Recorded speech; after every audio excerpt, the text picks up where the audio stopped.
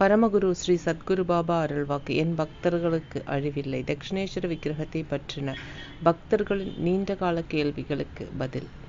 கிராதமூர்த்தியாகவே தட்சிணேஸ்வர் பிரதிஷ்டை செய்யப்பட்டுள்ளது. அதாவது தன்னை தோற்கடிக்க நினைப்பவர்களை தோற்கடிக்கும் தெய்வ பிரதிஷ்டையே தட்சிணேஸ்வரர். தட்சிணேஸ்வரரிடம் அனைத்தையும் அர்ப்பணித்து வாழ்பவர்களை காரணமாகவோ காரணமின்றியோ தோற்கடிக்க நினைப்பவர்களை தட்சிணேஸ்வரர் தோற்கடிப்பார்.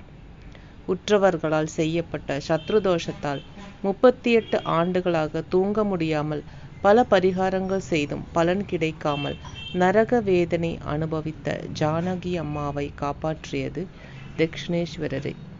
தட்சிணேஸ்வரருக்கு சமர்ப்பிக்கப்பட்ட வைஷ்ணேய அக்னியாக பிரசாதமான பச்சை அப்பளத்தை 7 நாட்கள் சாப்பிட்ட ஜானகி அம்மாவின் உடலில் குடியிருந்த தீய சக்திகள் துண்டு துண்டாக வெளியேறியதாகவும் 7 நாட்களும் வாந்தி மற்றும் வயிற்றுப்போக்கு ஏற்பட்டதன் மூலம் அவை முழுமையாக வெளியேறிய பின்னர் ஜானகி அம்மா நிம்மதியாக தூங்கி குணமடைந்ததாகவும் கூறப்படும் இந்த வரலாற்று உண்மையே. குடும்ப அழிவை ஏற்படுத்துவதற்காக உற்றவர்களால் செய்யப்பட்ட கொடிய சத்ருதோஷத்தின் காரணமாகவே ஜானகி அம்மா நரக வேதனை அனுபவித்ததாக கூறப்படுகிறது.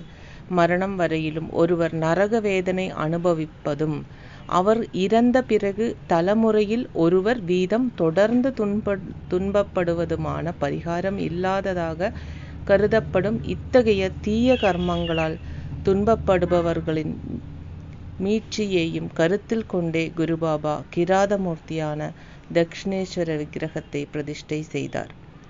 சாக்ஷாத் மகாவிஷ்ணு ஒவ்வொரு வியாழக்கிழமையும் பகலில் 2 யாம காலம் அந்திய சரணம் தட்சிணேஸ்வருடன் சேர்ந்திருப்பார் என்ற சிறப்பான வரசித்தியும் இருப்பதாக கூறப்படுகிறது.